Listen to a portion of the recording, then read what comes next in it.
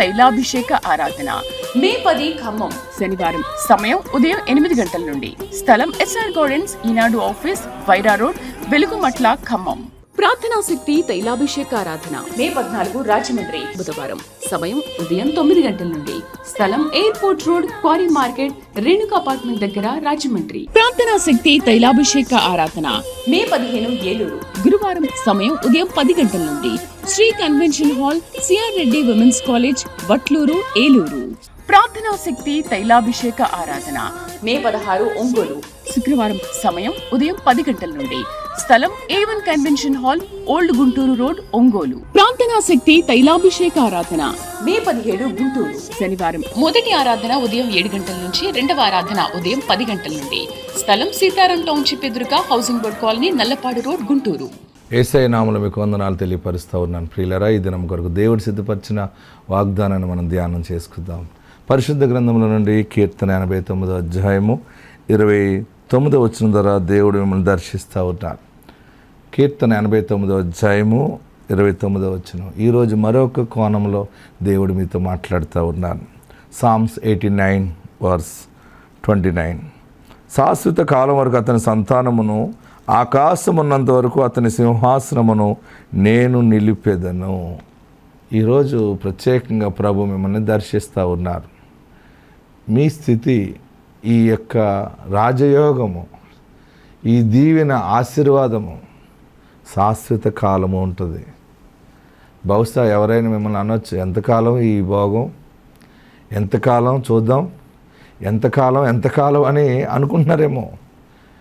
నీవు చెప్పు వారికి, ఈ యోగము, ఈ స్థితి, ఈ దీవెన, ఈ ఆరోగ్యము దేవుడు నాకు ఇచ్చిన వాగ్దానము. శాశ్వత కాలం వరకు ఉంటుంది. నువ్వు ఎలుగెత్తి చాటి చెప్పచ్చు. ఎందుకంటే దేవుడే ఆశీర్వాదకరంగా నీకు గృహం ఇచ్చాడు, పరిచర్యనిచ్చాడు, రాజ్యమునిచ్చాడు. అన్ని విషయాల్లో, పొలం ఏంటి, ఉద్యోగం ఏంటి, అన్ని దేవుడు ఇస్తున్నాడు, ఇచ్చుకుంటూ వస్తున్నాడు. చాలా మటుకు ఇది ఆశీర్వాదం ఆగేది కాదు. ఇది నేను కరుణిస్తే ఆయన కరుణ 1000 తరాలు ఉంటుందట. మీ ఇంటి మీద 1000 తరాలు దేవుని కృప, కరుణ నిలిచి ఉండును గాక. మీరేం భయపడిన అవసరం లేదు. ఈరోజు ఉన్న స్థితి ఇంకా హెచ్చవుతుంది, కానీ మైనస్లోకి వెళ్తుంది. వ్యాపారము, వ్యవసాయము, అన్ని విషయాల్లో దేవుడు అంచెలంచెలుగా హెచ్చిస్తాడు. దేవుని కృప నీ మీద ఉంది. నీ చేతి పనిని దేవుడు ఆశీర్వదిస్తాడు. ఈ ఉద్యోగం ఎన్నాళ్ళు ఉంటుందా ఊడిపోతుందా, ఇది పోతే మళ్ళీ నాకు జాబ్ రాదేమో, ఎప్పుడు ఆలోచన చేయకు. ఉద్యోగము పోయిన వెంటనే మళ్ళీ కొత్త ఉద్యోగము దేవుడిస్తాడు. వ్యాపారం పోయిందంటే మళ్ళీ కొత్త వ్యాపారం వచ్చేస్తుంది. దాని మీద నీకు ఒక ఆశీర్వాదము ఒక 10% వచ్చి ఉంటే, రెండోసారి దానిని దేవుడు మల్టిప్లై చేస్తాడు. అది 20%గా మారుతుంది. వేరే చోటుకి వెళ్తే 30%గా మారుతుంది. ఏది దెబ్బ తగిలినా, ఏది నీ గాయం తగిలిందని అనుకున్నావో అక్కడే దేవుడు దానిని 2 ఆశీర్వాదంగా మారుస్తాడు. యోసేపు అంటాడు, ఆయన కొడుకుకి పేరు పెట్టేటప్పుడు, నేను బాధపడిన దేశమందు దేవుడు నన్ను అభివృద్ధి పరిచాడు గనుక వీనికి ఎఫ్రాయిం అని పేరు పెడుతున్నాను అంటాడు. ఈ వాగ్దాన ఆశీర్వాదం నీకే దేవుడిస్తూ ఉన్నాడు. నువ్వు బాధపడిన చోటనే 2 ఆశీర్వాదం చూడబోతున్నావు. అందుకనే నీ సింహాసనము శాశ్వత కాలం ఉంటుంది. నీ సంతానమే దీవెనగా ఉంటుంది. నీ సంతానాన్ని ఎవరు పాడు చేయలేరు. నీ సంతానం మీద ఎవరో యుద్ధము రావటానికి లేదు. దేవుడు కంచె నీ బిడ్డలకి, నీ సంతతికి ఉంది. నీ పిల్లలు నువ్వు చూస్తావు. ఆత్మ తోడుండును గాక. ఆమేన్.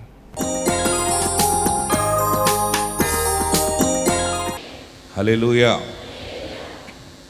ప్రియులరా, దేవుడు గత కాలమంతా మనల్ని కాచి కాపాడి ఉన్నాడు. ఏలూరులో దేవుడు అద్భుతమైన పరిచర్య జరిగించారు. ఏలూరులో దేవుడు ఎందరినో తోడుకొచ్చాడు. స్క్రీన్ మీద మీరు చూడొచ్చు. ఆ జనాన్ని, ఆ ప్రవాహాన్ని పరిశుద్ధాత్ముడు కోరుకొని తెచ్చుకున్నాడు. అలాగే ఫంక్షన్ హాల్ కింద పైన ఎందుకు ఇంత జనసమూహం వస్తున్నారంటే యేసు ఉన్న చోట వెలుగు ఉంటుంది. ఆమేన్. ఏముంటుంది? యేసు లేని చోట లోక జ్ఞానం ఉంటుంది, యేసు ఉన్న చోట దైవ జ్ఞానం నడిపింపు ఉంటుంది. ఆమేన్. మరి మీరు చూడండి, ఇన్ని వేల మంది ఎందుకు వస్తున్నారంటే ఇక్కడ ఏం మ్యాజిక్ ఏం లేదు. ఉందా? ఏమి ఇక్కడ డ్యాన్స్ ప్రోగ్రాం లేవు, సెలబ్రిటీస్ ఎవరు లేరు.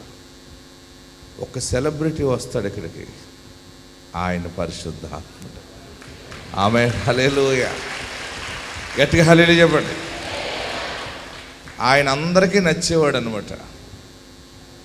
ఈ ప్రార్థనా శక్తి పరిచర్య డబ్బుతో జరగట్లేదు, బాగా గమనించండి.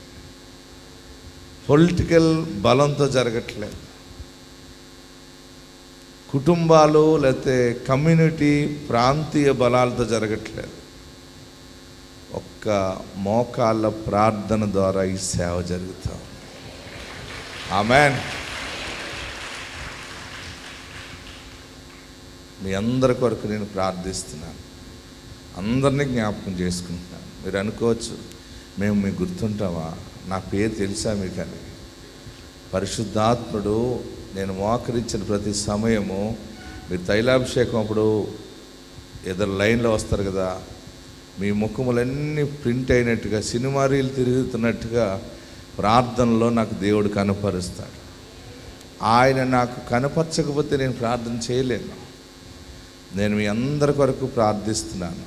మీరు భయపడకండి, మీకు మంచి దినాలు వచ్చినాయి. ఆమేన్. ఏడవకండి, మీ పక్షముగా విజ్ఞాపన చేస్తున్నాను. మీకు పక్కా మాట ఇస్తున్నాను, ఎందుకంటే ఆయన నీ కన్నీటిని ముత్యముగానే మారుస్తాడు. ఆయన ఆత్మ మీకు తోడుండును గాక. నా మోచెప్పలు రెండు పుళ్ళు పడేలాగా అయిపోయినాయి, ఎందుకంటే అంతగా నేను దేవుని ఎదుట మీ కొరకు పోరాడుతున్నాను. దేవుడు మనకిచ్చిన పరిచర్య అంతటికీ బలమైన ప్రార్థన ధూపం వేస్తూ ఉన్నాను. భయపడకండి, ప్రతి అసాధ్యమైనది యేసు నామములో సాధ్యము దేవుడు చేస్తాడు. ఆమేన్. ప్రియులరా, మరి గుంటూరులో కూడా దేవుడు అద్భుతమైనటువంటి సేవ జరిగించాడు. ఏ జిల్లా వెళ్ళినా, ఎక్కడికి వెళ్ళినా సైతాను ఎంత బలంగా పనిచేస్తున్నా కానీ సైతాను కంటే బలమైన వాడు మన దేవుడు. ఆమేన్. సైతాను మనకంటే బలమైంది, సైతాను కంటే బలమైన వాడు మన నాయకుడు. ఆమేన్. యేసు నీ పక్షముగా ఉన్నాడు. చూడండి స్క్రీన్ మీద మీరు, ఇదంతా కూడా గుంటూరు జన సమూహం. భయంకరమైన ఎండ ఉన్నా సరే ఎక్కడ కూడా ప్రజలు భయపడట్లేదు. నేను అనుకుంటాను, వృద్ధాప్యలో ఉన్న వాళ్ళు రాకుండా ఉండటమే మేలేమో, ఇంత ఎండ కదా అనుకుంటే వారే ముందొచ్చి కూర్చుంటున్నారు. హల్లెలూయా. అంటే యేసు నామము బలమైనది. ఆమేన్. నీవు ఒక పిలువబడినటువంటి ప్రవక్త దగ్గరికి వచ్చావు, ఈ ప్రార్థన అంతా కూడా దైవ చిత్తానుసారంగా జరుగుతుంది. ఈ తైలాభిషేక ప్రార్థన ద్వారా ఏంటంటే ఏ నాటికీడు ఆ నాటికే పోతుంది అనమాట. ఆమేన్.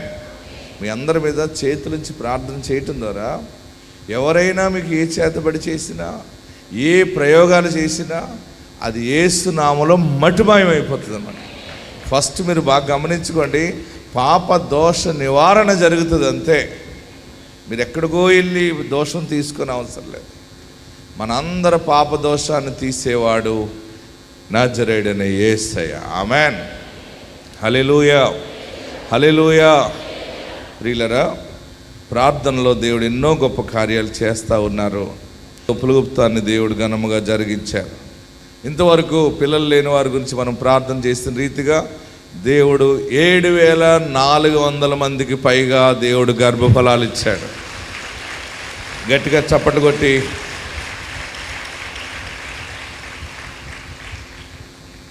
చూడండి, మరి కొన్ని సాక్ష్యాలు చూద్దాం. ఫస్ట్ బాబు పుట్టాడు, తర్వాత 3 సార్లు అబార్షన్ అయింది. తైలాభిషేకానికి వచ్చిన తర్వాత దేవుడు కుమారుడిని ఇచ్చాడు సాక్ష్యం చెప్పారు. ఈ సాక్ష్యం విందాం. కొన్ని సాక్ష్యాలు చూడండి. అత్తయ్య గారికి వందనాలు. నాకు ఫస్ట్ బాబు, తర్వాత 3 అబార్షన్లు జరిగాయి. 3వ అబార్షన్కి డాక్టర్ ఆపరేషన్ చేసి బిడ్డను తీయాలి అన్నారు. నేను దేవుడు పాటలు ఎట్టుకుని కార్యం ద్వారా నాకు ఆపరేషన్ జరగకుండానే నార్మల్గా అబార్షన్ జరిగింది. ఆ అబార్షన్ జరిగిన తర్వాత 7 నెలలు ఉపలస్తున్న తైలాభిషేకానికి నేను వచ్చాను. 7వ నెలలో ఇసాకయ్య గారు నాకు ఫలం ఇచ్చారు. అది తిన్న తర్వాత 8వ నెలలో బిడ్డ నాకు కన్సీవ్ అయ్యాడు. 9 నెలలు కూడా తండ్రి నాకు గర్భఫలం వచ్చి 9 నెలలు గర్భఫలం నిలబడితే కడుపుతో నీ సన్నిధికి వస్తాను అంటున్నాను. అలాగే 9 నెలలు నాకు గర్భఫలం నిలబడింది. చక్కటి కుమారుడు దేవుడు నాకు ఇచ్చాడు. మరొక సాక్ష్యం చూడండి. అద్భుతమైనటువంటి చక్కని గృహము కట్టుకున్నాం, దేవుడు మాకు ఇల్లు ఇచ్చాడని సాక్ష్యం చెప్పారు. ప్రార్థనా శక్తిలో మనం దేవుణ్ణి స్తుతిస్తూ ఉన్నాం, అభిషేకంలో పాలు పొందుతుంటే మనకు ఏది అవసరం అన్నీ ఆయనకి తెలుసు. ఎప్పుడు ఇల్లు ఇవ్వాలో, ఎప్పుడు ఏది ఇవ్వాలో సమయానికి ఇస్తాడు ఆయన. ఆమేన్. మరొక సాక్ష్యం విందాం. దేవుని నామకే మహిమ కలుగును గాక. ఈ అవకాశం ఇచ్చిన దేవునికి నా వందనాలు, అలాగే సగయ్య గారికి నా వందనాలు తెలియజేస్తూ ఉన్నాను. 2023వ సంవత్సరంలో నేను గృహం లేదని ఏడుస్తూ దేవుని వాగ్దానాన్ని పెట్టుకుని, దేవా ఈరోజు నాతో మాట్లాడే ప్రభు నీ దాసుడి ద్వారా అని నేను ప్రార్థన చేసుకుని వాగ్దానం వింటున్నప్పుడు సగయ్య గారి ద్వారా ఆ రోజు దేవుడు నాతో మాట్లాడడం జరిగింది. ఈ రోజు నీవు ఇల్లు లేదని ఏడుస్తున్నావు కదా, దేవుడు నీకు అద్భుతమైన ఇల్లుని ఇస్తున్నాడు. దేవుడు కొన్ని దినాలు అయిన తర్వాత నువ్వు బడాయికి వచ్చి సాక్ష్యం చెప్తావు, ఇంత పెద్ద ఇల్లు దేవుడు నాకు ఇచ్చేసాడని అని ఆ రోజు దేవుని దాసుని ద్వారా మాట్లాడడం జరిగింది. ఆ మాట విన్న వెంటనే కూడా నాకు దుఃఖం అంతా కూడా ఎగిరిపోయి చాలా ఆనందంతో నా హృదయం నిండిపోయింది. దేవుని దాసుని ద్వారా మాట్లాడినట్టుగానే కొన్ని దినములైన తర్వాత దేవుడు నాకు అద్భుతమైన గృహాన్ని ఇవ్వడం జరిగింది. అందుని బట్టి దేవుని స్తుతిస్తూ ఉన్నాను. చిన్న సాక్ష్యం. ఆమె ఇల్లు వీడియో పెట్టి సాక్ష్యం చెప్పారు. మీరందరూ ఇలా వీడియోలతో సాక్ష్యం చెప్తారు అంతే. ఎంతమందికి ఇల్లు కావాలి? ఉన్న ఇల్లు ఉన్నా కానీ ఇంకో కొత్త ఇల్లు కావాలని కూడా చేయిస్తున్నారా? మరి మా కొడుకుకి పెళ్ళి అవుతే ఇంకోటి కావాలి కదండి. మా కుమార్తె అల్లుడు వస్తే ఎక్కడ ఉంటాడు? ప్రియులరా, నువ్వు అడుగు, దేవుడు ఇస్తాడంతే. నేనున్నాను, ప్రార్థిస్తాను, ఆయన ఉన్నాడు, ఇస్తాడు. నీ పని అడగటం, నా పని ప్రార్థన చేయటం, ఆయన పని ఇవ్వటం. ఎంత బాగుంది! బాధపడకండి, అన్నీ ఇస్తాడు ఆయన. యేసు మంచి కాపరి. ఆమెన్. యేసయ్య నిజ రక్షకుడు. ఆమెన్. మరొక సాక్ష్యం చూడండి. వైజాగ్లో ఇద్దరు మరి ఆమె గర్భములో కవల పిల్లల్ని ఇచ్చాడు దేవుడు. ఆమెను చూస్తేనే అందరు భయపడతారు, అంటే అంత బలహీనంగా ఉన్నట్టు కనపడింది. ఆమెను ఏమన్నారంటే, నీకు ఊపిరే లేదు, నీకు కవల పిల్లలా అన్నారట. కానీ ఆమె గర్భము నుండి దేవుడు ఆరోగ్యాన్ని బిడ్డలని ఇచ్చాడు ఇద్దరిని. చూడండి, వారు మన మంచికి సాక్ష్యం రూపంలో వచ్చారు. చూద్దాం. నా పేరు గుణ, మా ఆయన పేరు సూర్యబాబు అండి. మాకు 16 సంవత్సరాలు అవుతుందండి పెళ్ళయ్యి. మరి పిల్లలు లేక ఎన్నో బాధలు పడ్డాం, ఎన్నో మందులు వాడానండి. అలాగే నేను ఇక్కడికి వచ్చే ముందు కూడా IVF ట్రీట్మెంట్కి వెళ్ళాను. తర్వాత మేము ఆ అక్క కూడా చెప్పింది, అమ్మా నీది పోలేదమ్మా, ఇసాక్ పాస్టర్ గారు ప్రార్థన చేశారు కదా, నీదేది పోలేదు, ఇంత డబ్బు పెట్టినా సరే ఎన్నో వేలకు డబ్బు పెట్టారు, నీకు మాత్రం నువ్వు బాధపడకు, డబ్బు పెట్టానా చేసిన దేవుడు నీ పిల్లలు నీకు ఇస్తాడు కంపల్సరిగా. మేము విజయనగరం హాస్పిటల్కి వెళ్ళి మళ్ళీ నాది పోయింది అనుకొని వెళ్తే, లేదమ్మా నీకు 2 కలవలు ఉన్నారమ్మా అనేసి అన్నారండి. ఈ కలవల పిల్లలు కూడా నా కడుపులో ఉన్నారంటే నేనైతే నమ్మలేకపోయానండి. అందరూ కూడా నీ కలవల పిల్లలేటమ్మా, నువ్వు చూస్తే ఊపిరే లేదు నీకు, నీ కలవల పిల్లలేటని అందరూ ఆశ్చర్యపోయారండి. లేదు నా దేవుడు ఇస్తాడని నేనైతే నమ్మకంతోనే ఎదురు చూశానండి. అలాగే మరి హాస్పిటల్లో కూడా డాక్టర్లు ఆశ్చర్యపోయారండి. కానీ దేవుడు ఎలాగైనా సరే మాకు అద్భుతమైన కార్యం చేశాడు. చిన్న సాక్ష్యం దేవుడిని దీవించిన.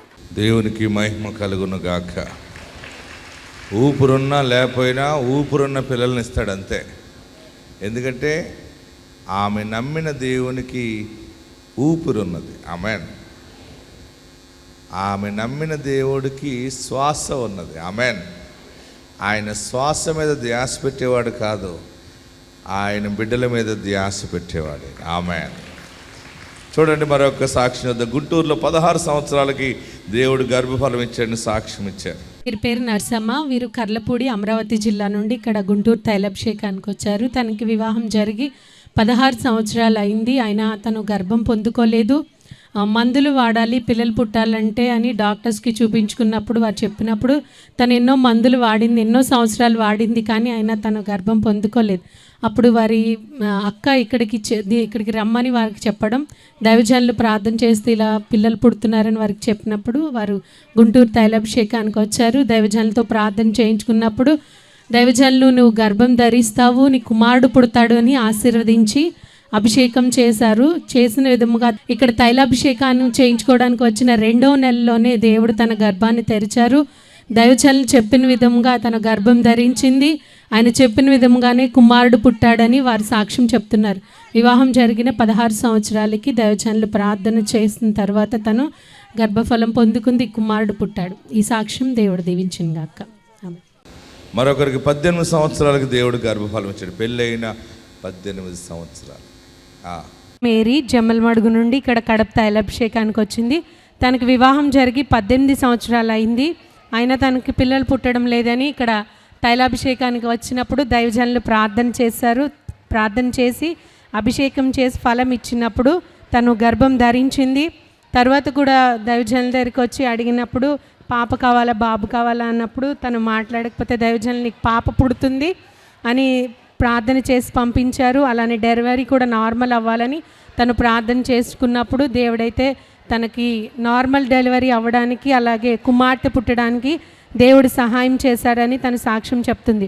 వివాహం జరిగిన 18 సంవత్సరాలకి దైవజనులు ప్రార్థన చేసి చెప్పిన విధంగా వారికి కుమార్తె పుట్టింది, అలా నార్మల్ డెలివరీ అయిందని వారు సాక్ష్యం చెప్తున్నారు. ఈ సాక్ష్యం దేవుడు దీవించునుగాక. మన చప్పట్ల ద్వారా సాతానుడు సిగ్గుపడాలి, దేవుడు గణపరచబడాలి. దేవునికి మహిమ కలుగుగాక. మరి ఏ బిడ్డ కావాలని అడిగినప్పుడు మీరు చెప్పాలి. మిమ్మల్ని అడుగుతాను కదా, మీకు ఎవరు కావాలన్నప్పుడు, మీకు ఏం కావాలన్నప్పుడు వెంటనే చెప్పాలి. సిగ్గుపడ్డారనుకోండి ఇబ్బంది పడతారు. మళ్ళీ ఆమెను అడిగాను ఎవరు కావాలమ్మా నీకు అన్నాను. మీ ఇష్టం అండి. నా ఇష్టం అంటే నాకు ఆడపిల్లల కోసమే చెప్తున్నాను ఈ మధ్య అందరికీ. ఎందుకంటే ఆడపిల్లలు తగ్గిపోయారు, అందరికీ మగపిల్లలే పుడుతున్నారు. మీ ఇష్టం అంటే నేను ప్రభు ఒక ఆడబిడ్డని అని అడుగుతున్నాను ఈ మధ్య. లేదు మాకు మగబిడ్డనే కావాలంటే నేను ప్రకటిస్తానమాట. దేవుడు నాకు ఇచ్చిన వరమును బట్టి నేను ప్రకటిస్తాను, దానిని దేవుడు నెరవేరుస్తాడు. పైగా ఈ అమ్మాయిది ఏ ఊరు తెలుసా? ఏ ఊరు అమ్మాయిది? అందరు చెప్పాలి. జమ్మలమడుగు అమ్మాయి, మామూలు అమ్మాయి కాదు మరి. హల్లెలూయా. చూడండి మరొక సాక్ష్యం చూద్దాం. 3 ఆడపిల్లల తర్వాత కుమారుడు కొరకు వచ్చారు, వాళ్ళకి దేవుడు కుమారుడిని ఇచ్చాడు. ఆ సాక్ష్యం విందాం. జ్యోత్స్న, వీరు గొర్రెపాడు బాపట్ల జిల్లా నుండి ఇక్కడ ఒంగోలు తైలాభిషేకానికి వచ్చారు. వీరికి మొదట వివాహం జరిగిన తర్వాత 3 ఆడపిల్లలు పుట్టారు. తనకి కుమారుడు కావాలని వారు ఇక్కడ తైలాభిషేకానికి వచ్చినప్పుడు దైవజనులు మీరు 7 నెలలు రండి అని చెప్పినప్పుడు వారు అదే క్రమంగా 7 నెలలు వస్తూ ఉండగా తను మళ్ళీ గర్భం ధరించింది.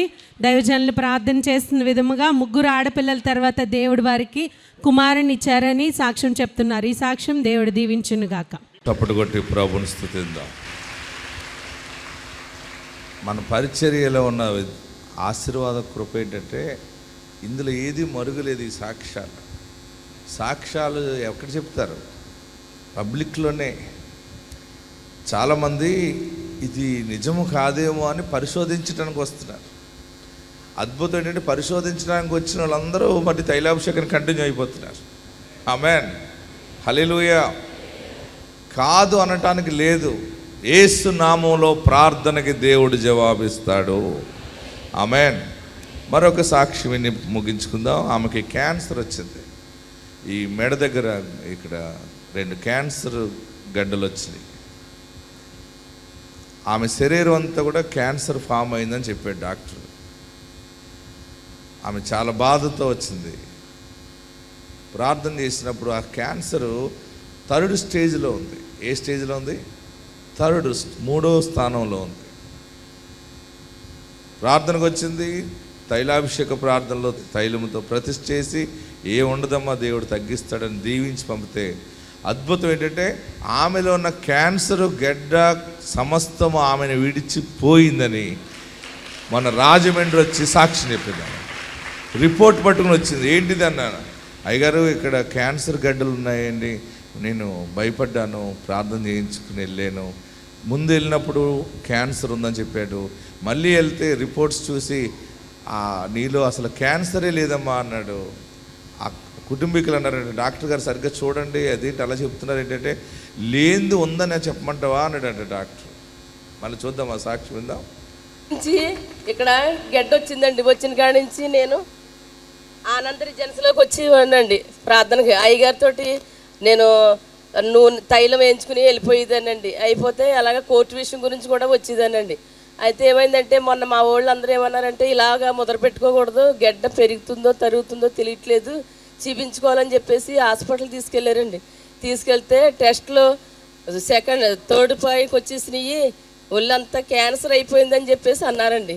అంటే నాకు ఒక అమ్మాయి అండి, అమ్మాయికి వివాహం అయింది, పిల్లలు కూడా 2 పిల్లలకి అడిగారు, అన్నీ అయిపోయినాయి. నాకు తండ్రి నీ చిత్తమైతే నా కోర్టు కూడా విడుదలైతే నీ సన్నిధికి రావడానికే నేను సిద్ధంగా ఉన్నానని నేను ప్రార్థించుకున్నానండి. ఇక్కడి నుంచి ద్రాక్షారామం నుంచి 2 వస్తారండి ఇక్కడికి. వాళ్ళు అన్నారు, మీకు ఏమి కాదండి, ఏమి కాదండి, దేవుడు మీకు కృప చూపుతాడండి, మేలు జరుగుతుందండి అని చెప్పేసి. నేను సూర్యగోపంలోకి వెళ్ళినప్పుడు డాక్టర్ గారిని మా వాళ్ళు అందరూ విమర్శించారండి. అదేంటండి అక్కడ క్యాన్సర్ అని చెప్పారు, మీరు ఏది లేదంటారంటే, అందులో ఉంటే చెప్తానమ్మా, అందులో లేదన్నారండి. దేవుడు ఇంత గొప్ప కార్యం నా పట్లే కాదండి, ఇక్కడికి వచ్చిన మీకు అందరికి కూడా చేస్తాడు. ఏంటంటే వచ్చిన వారందరూ కూడా మన నమ్మకంతో విశ్వాసంతో ఉండాలండి. ఆ కోర్టు కూడా వంట ఉండిపోతామని చెప్పేసి మా వాళ్ళు తీసుకెళ్ళకపోతే నేను అస్సలు వెళ్ళకపోదునండి. నాకు మేలు చేసిన దేవుడికి కృతజ్ఞతాస్తుతులు చెల్లించుకుంటూ అయ్యగారికి వందనాలు. దేవుని నామానికి మహిమ కలుగును గాక. హల్లెలూయా, గట్టిగా హల్లెలూయా చెప్పండి. ఆరిపోయిన నీ కుటుంబం మళ్ళీ వెలుగులోకి వచ్చేస్తుంది. పోయిన ఆరోగ్యము, బలహీనత, చీకటి యేసు రక్తం ద్వారా వెలుగుగా మారబోతుంది. మీకు దమ్ముంటే ఇంటికి వెళ్ళి చూసుకోండి. ఈరోజు ఒక దైవ వెలుగు మీ ఇంటిలో ప్రకాశిస్తుంది. ఇక మీ కష్టార్జితం నిలబడుతుంది అంతే. ఆమేన్, హల్లెలూయా. అప్పుల వాళ్ళకి దాక్కుని బ్రతుకుతున్నావేమో, లేదా రోగం వచ్చి కప్పుకుని బ్రతుకుతున్నావేమో, అన్యాయం జరిగితే ఎవరికి చెప్పలేక తల ఉంచేవేమో, మరలా నిన్ను తలగా దేవుడు చేయబోతున్నాడు. ఎక్కడున్నవారు అక్కడ లేచి నిలబడండి. ఈరోజు బలమైన దీవెనతోటి వెళ్ళబోతున్నాం మనం అందరం. దేవుడు నిన్ను దర్శించాడు. అయ్యా, నా బాధ కలిగిన స్థలాన్ని చూసావా? నువ్వు మంచం మీద పడుకుని ఏడ్చావు కదా, అరుగు మీద కూర్చుని ఏడ్చావు, వాష్రూమ్లోకి వెళ్ళి ఎవరికి తెలియకుండా ఏడ్చావు, ప్రయాణంలో బెంగతోటి ఏడుస్తూ ప్రయాణం చేస్తున్నావు, ఏడుస్తూనే ఉద్యోగం చేస్తున్నావేమో, ఏడుస్తూనే వ్యాపారానికి వెళ్తున్నావేమో. నా బ్రతుకు ఇలాగ అయిపోయింది, నా జీవితం ఇలాగ అయిపోయింది, నాకు ఇంత అన్యాయం జరిగిందని ఏడుస్తున్నావు కదా. అక్కడే, ఆ దేశమే, ఆ ప్రదేశంలోనే, ఆ ఊరిలోనే, ఆ టౌన్లోనే, ఆ సిటీలోనే, ఆ స్ట్రీట్లోనే, ఆ జిల్లాలోనే దేవుడు నిన్ను ఎఫ్రాయిముగా ఆశీర్వదిస్తా ఉన్నాడు, 2 అంతలుగా ఆశీర్వదిస్తా ఉన్నాడు. ఆయన నీ పక్షముగా ఉన్నాడు, యేసు నీ పక్షముగా ఉన్నాడు. అందరూ 2 చేతులు పైకెత్తి, నా పాపాలు క్షమించేసి నాతోనే మాట్లాడావు, నాకు మంచి రోజులు ఉన్నాయా, బ్రతుకు ఎలాగుంటుందో అనుకున్నాను, బిడ్డ జీవితం ఏమైపోతుందో అనుకున్నాను, నువ్వు ఉన్నావయ్యా, నువ్వు మాట్లాడేవా. ఈరోజు నిజముగా దేవుడు నీతోనే మాట్లాడేట, నిజముగా నీతో మాట్లాడే ఉన్నాడు. ప్రార్థన చేయండి. యేసయ్య వెలుగు మీ చేతుల్ని తాకుతుంది, యేసయ్య వెలుగు మీ శిరస్సుల్ని తాకుతుంది. యేసు నామమును స్తుతించండి, 7 మార్లు పిలవండి, యేసు యేసు అని. 1 2 3 4 5 6 7. ఆయన నిశ్చయముగా నిన్ను ఆశీర్వదించు. నిశ్చయముగా నీవు బాధపడిన స్థలములో దీవెన 2 అంతలుగా వస్తా ఉంది. అందరూ ప్రార్థనలో ఉందాం. హల్లెలూయా, హల్లెలూయా.